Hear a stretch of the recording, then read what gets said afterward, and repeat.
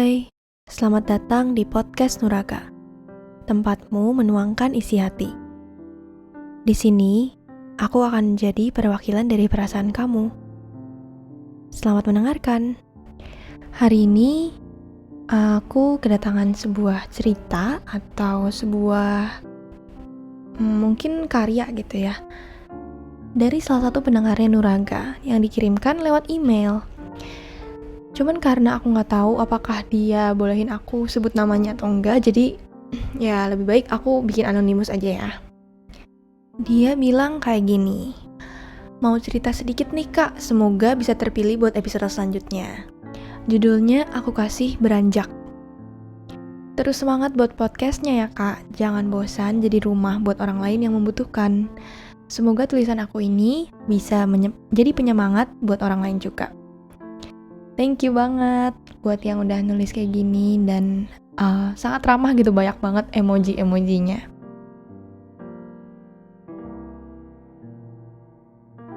Beranjak. Semula semua terlihat biasa-biasa saja. Setelah beranjak, semua menjadi berubah seiring berjalannya waktu. Serasa ingin terus berada dalam posisi semula, tak ingin untuk beranjak. Tapi nyatanya kita harus terus berproses untuk lebih tahu. Tiba waktunya kita tahu hal baru. Setelah berproses dari hal yang membuat kita bahagia maupun duka, semuanya harus dilewati meski kadang lelah dan ingin menyerah. Tapi nyatanya hidup ini terus berjalan. Ada kalanya kita mengeluh tentang apa yang kita rasakan. Wajar karena tidak semua hal yang dilalui selalu berjalan dengan baik, meskipun sudah berusaha sekuat mungkin untuk tidak melakukan kesalahan dengan harapan kemudian hari tidak terlalu rumit.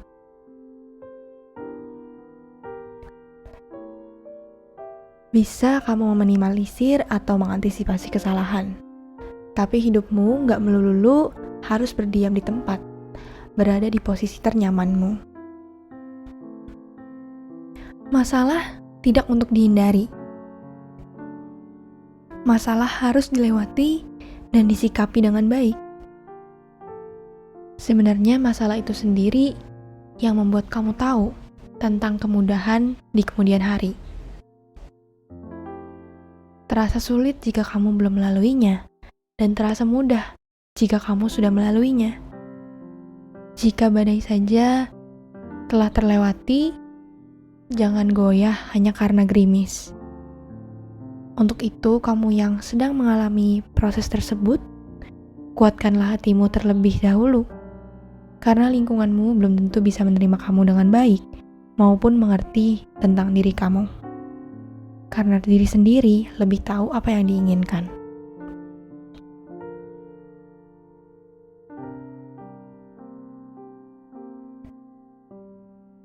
Aku setuju banget sama apa yang dibilang oleh kakak ini.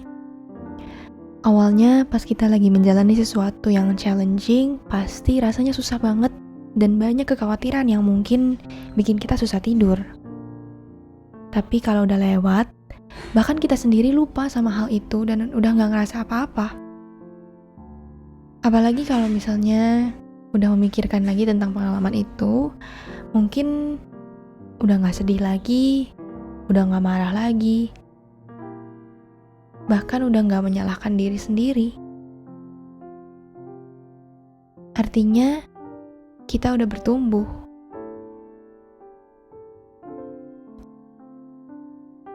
Pas dulu kita masih kecil, mungkin kita galau banget kalau gak dibolehin beli mainan sama orang tua. Tapi sekarang hal itu jadi terkesan sepele banget dan gak penting banget. Setelah kita tambah dewasa, hal yang kita prioritasin dalam hidup itu juga beda. Atau beranjak ya dari level ini menuju ke level selanjutnya. Tapi gak berarti bertumbuh itu bikin kita jadi gak punya masalah. Kesel sih dan capek juga. Kalau baru aja kelar sama satu masalah, ternyata masalah lain muncul. Bahkan sebelum masalah pertama kelar, biasanya sih udah datang lagi masalah baru gitu, yang membuat kita mikir hidup gue tuh kenapa ya apes banget dan banyak masalahnya. Tapi itu cuman salah satu point of view kita aja. Ada point of view lainnya sebenarnya. Mungkin aja kita susah sekarang itu tujuannya supaya masa depan kita cerah dan lancar. Aminin dulu ya kan. Dihadapi sama berbagai realita hidup, supaya kita jadi tahu nih apa sih rasanya jadi orang dewasa. Kadang aku merasa lebih dewasa dari teman seusiaku karena aku punya saudara dan orang tua yang lebih tua gitu ya, maksudnya lebih tua dari aku, yang bisa tunjukin aku tentang realita yang sebenarnya tuh gimana.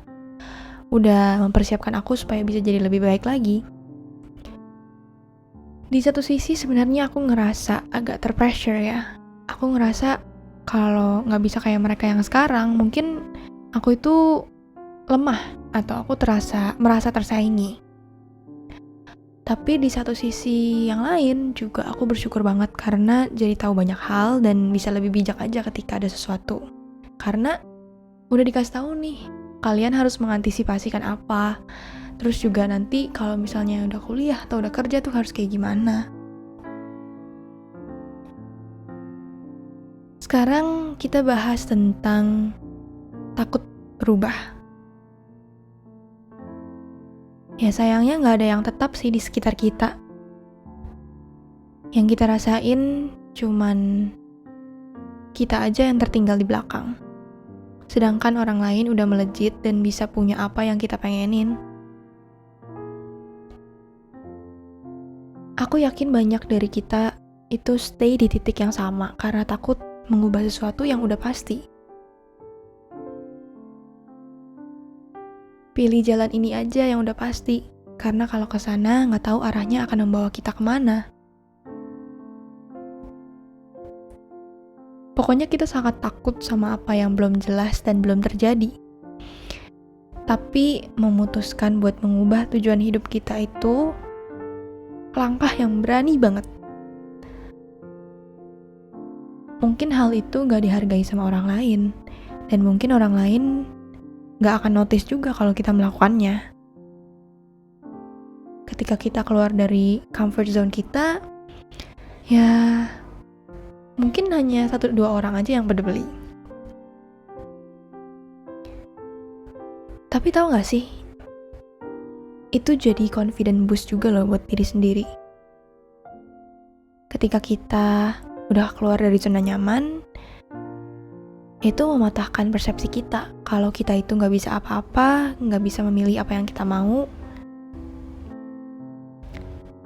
Well, pastinya perubahan itu kadang bikin kita ngerasa nggak enak. Ya karena nggak terbiasa. Bikin kita kadang mau ngamuk deh sejadi-jadinya. Segalanya itu pasti ada 2 sisi. Ada yang positif dan ada yang negatifnya. Tapi ketika itu udah terjadi, mungkin kita bisa timang-timang lagi nih. Kira-kira versi kita yang dulu sama versi yang sekarang lebih banyak positifnya yang mana?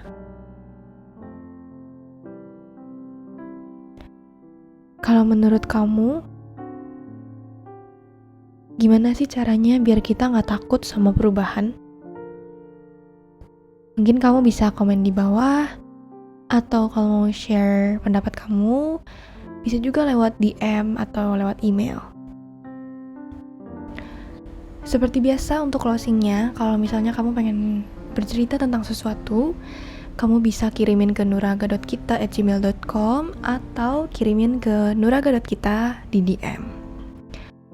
Aku mau bilang makasih banget buat teman-teman yang udah dengerin sampai akhir. Setiap kali podcast Nuraga udah upload, terus juga selalu pantengin aku, selalu kasih semangat buat aku, karena it means a lot banget. Dan kalau misalnya teman-teman baru nih di podcast Nuraga, aku mau minta tolong untuk klik tombol subscribe-nya kalau kalian emang suka tipe konten kayak gini, dan juga mungkin share ke teman-temannya, karena satu hal simple dan kecil itu benar-benar bantu aku dan support aku banget gitu. dan aku berharap kalian juga bisa nyaman di sini, sambil mungkin merasa terwakili dari kata-kata aku, dari perasaan aku juga. Begitu.